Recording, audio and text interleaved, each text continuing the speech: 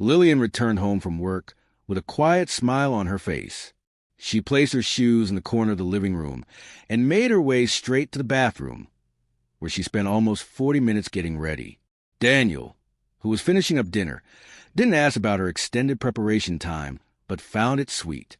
Lately, their relationship had been feeling a bit distant. Routine had crept into their marriage. Still, he thought this dinner might help bring back some of the closeness they'd lost. They sat down to eat in silence at first, both too tired to engage much. Between bites, Lillian started talking about things at the office, potential layoffs, internal restructuring, new goals, and a leadership role that might open up. Daniel listened attentively, as he always admired her ambition. Her career had always mattered to her, and he respected that. But as she went on, he started feeling uneasy. She mentioned her boss, Adam, and how he didn't show a clear preference for anyone, but seemed to form closer bonds with certain female employees. At this point, Daniel didn't fully understand where the conversation was going, but he kept quiet. Lillian paused, looked at him seriously, and then said what she had been thinking about for weeks. She told him that she had made a decision, one that might sound insane at first, but one that made sense to her. She said that on Friday after work, she was going to meet Adam at a hotel. He had invited her, and she had agreed. It would be a one-time thing. She assured him, with no emotional involvement or real consequences. She was doing it for both of them, to ensure stability. She was tired of watching her colleagues advance while she stayed stagnant.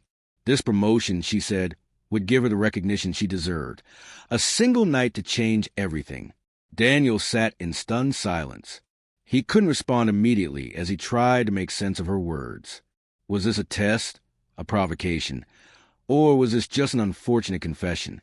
There was no joking, no sarcasm, no regret in her face.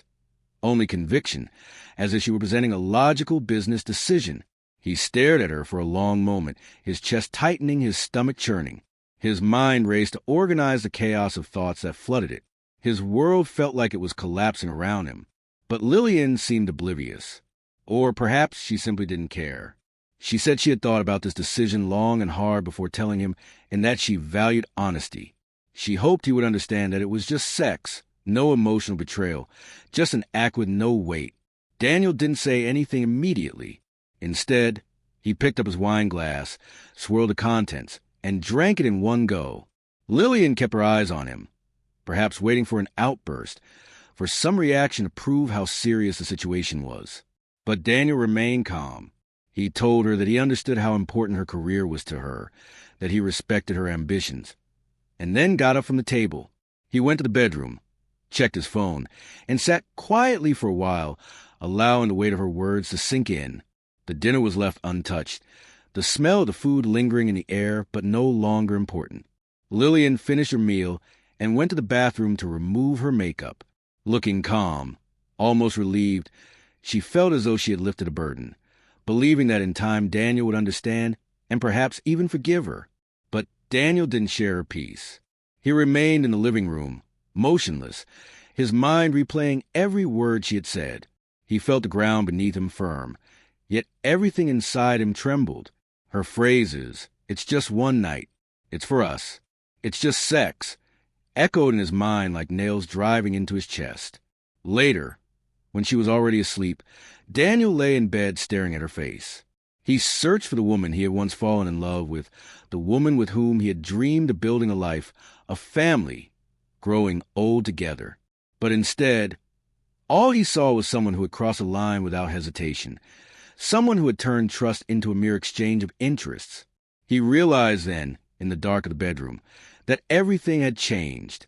Without saying a word, without making promises or threats, Daniel understood that he was now a different man. The next morning, he woke up earlier than usual, made coffee, and left it on the table as he always did. His face was calm, unusually so for someone who had just been deeply hurt. He left for work without saying much, as something inside him was taking shape. Something far clearer than the anger he could have felt. It was clarity about what he wanted, what he deserved, and what he would no longer accept. Some betrayals don't require loud arguments. They speak for themselves through their sheer absurdity. And Lillian's betrayal screamed loudly even in complete silence. A few days later, while Lillian was in the shower, Daniel took her bag, which he had left on the bed.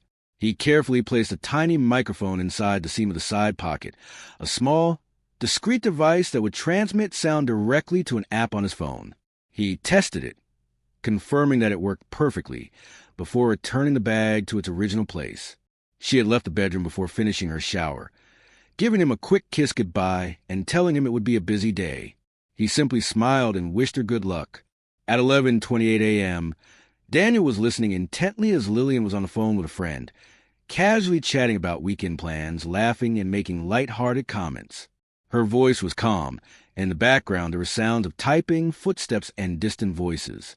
Suddenly, Daniel heard a male voice, Adam, her boss. Daniel immediately recognized it and moved closer to her office, exuding his usual confidence. "Got a minute?"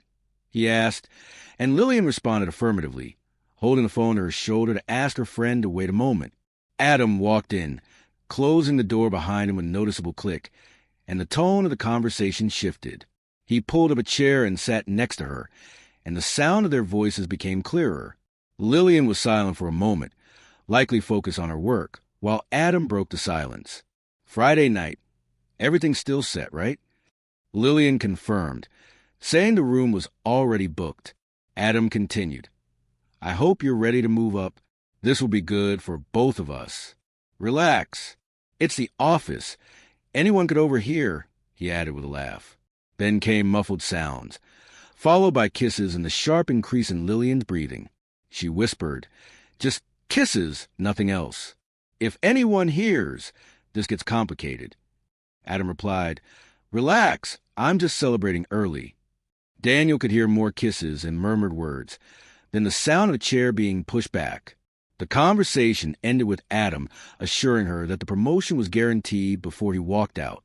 Daniel closed his eyes, controlling his anger.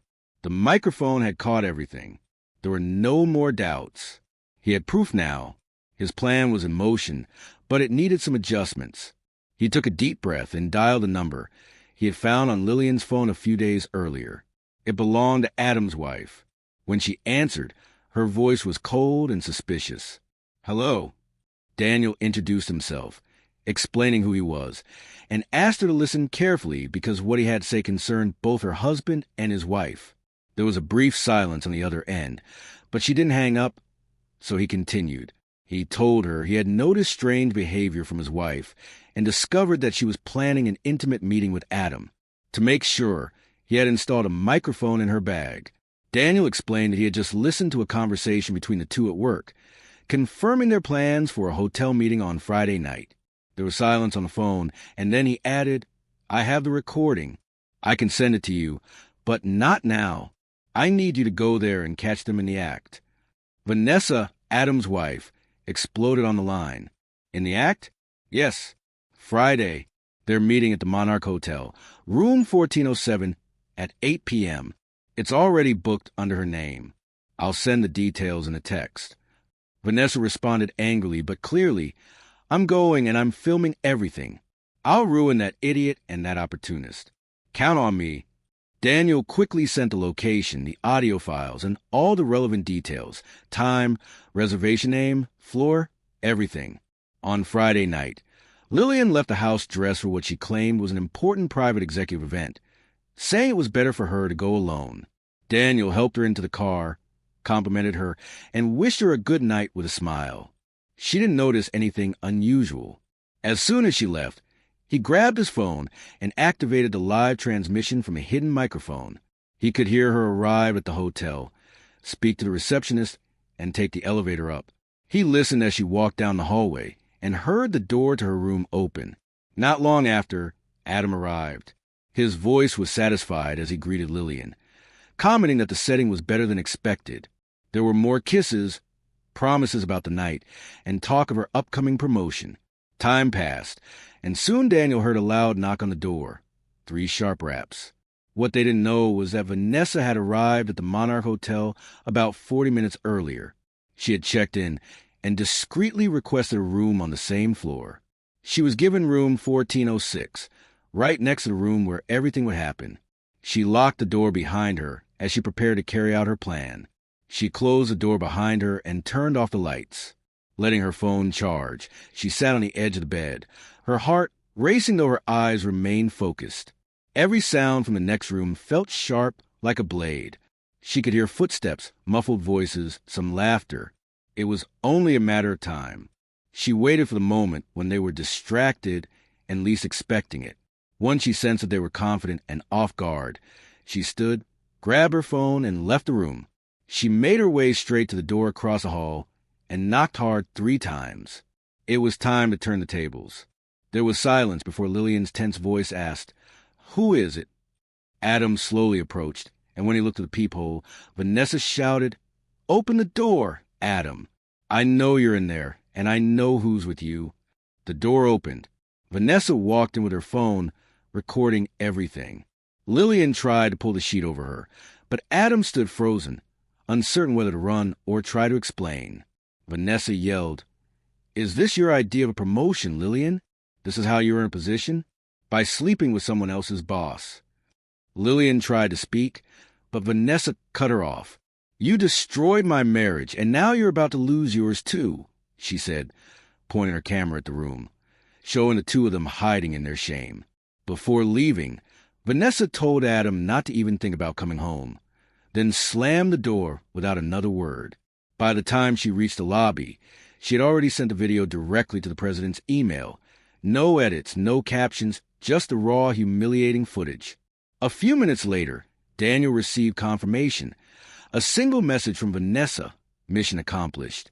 He took off his headphones, closed the app, and remained silent. There was nothing more to say. What had started as a cold, calculated plan was now complete. The scandal was out, and he was ready for the next phase. In the days before the hotel meeting, Daniel had been busy. While Lillian slept, while she talked about meetings and fake gatherings, he had already contacted a divorce lawyer, explaining everything in detail and providing the audio recordings and other evidence. He wanted everything ready to move quickly when the moment came. The divorce papers were printed, the finances were organized, and the lawyer was prepared to file as soon as the plan reached its conclusion. He also spoke with the bank manager, set up a new personal account, and separated their assets, ensuring he had full access. All that was left was a perfect moment. Then came Vanessa's message. Mission accomplished. Daniel took a deep breath and sprang into action. He opened the banking app, transferred all the funds from their joint accounts into his new personal one, canceled Lillian's cards, and blocked her access to the system. Then he changed the code on the smart lock at home. The house that had once been shared was now locked down. He prepared an envelope with the divorce papers, signed and ready for delivery, and placed her bags in the garage with clothes, shoes, and essentials. About an hour later, around 11 p.m., Lillian returned. She tried to open the front door, but the keypad rejected her password. She tried again, nothing. Nervous, she knocked, calling for Daniel. He responded firmly, without opening the door. "These are the divorce papers. Your bags are in the garage. Grab them and leave." He slid the envelope under the door. Trembling, she opened it and saw the documents, his signature already on them. It hit her. Then everything had been prepared in advance. She tried to justify herself, saying, "Daniel, I did this for us, for our life." It was an opportunity. He replied coldly, "You did it for yourself, and now you reap what you sowed." She stood there for a moment, eyes watering, heart pounding. Then she walked to the garage, grabbed her bags, and headed to her car, unsure where to go. She decided to return to the hotel, hoping Adam might be able to help. When she knocked on the hotel room door, Adam was still there, sitting on the edge of the bed, pale and holding his phone. He opened the door wordlessly. Lillian walked in, trembling. "Did they see the video?" she asked. Adam didn't answer immediately. He just looked at her and said, "The CO just called. We're both fired." She sat down on the edge of the bed in silence. Then she asked, "What now? What do we do?" Adam gave a humorless, tired laugh. "There is no we, Lillian. I'll figure out what to do with my life." "You? Well, it's best if you disappear from my sight. You brought nothing but ruin." She begged, "Can I stay here tonight?" Adam was blunt. No, leave. She grabbed her bags again and left the hotel with no idea where to go. She called a friend who, out of pity, took her in. Lillian slept on a mattress on the floor, listening to messages from family members criticizing her. News of the scandal spread like wildfire at work. Over time, the scandal became public. Adam lost his marriage, as Vanessa filed for divorce, citing adultery and revealing enough details to ensure there would be no chance of reconciliation. Lillian also officially divorced Daniel, but got nothing. Co-workers chatted in messaging groups, and screenshots and videos circulated on internal forums. Neither Adam nor Lillian managed to find new jobs quickly. Adam, once known for his leadership and results, was now synonymous with betrayal. No company wanted to take the risk of hiring him. Lillian, jobless, homeless, and divorced, ended up depending on the kindness of others. As for Daniel, he never looked back. He knew that those who sow destruction would eventually find themselves reaping exactly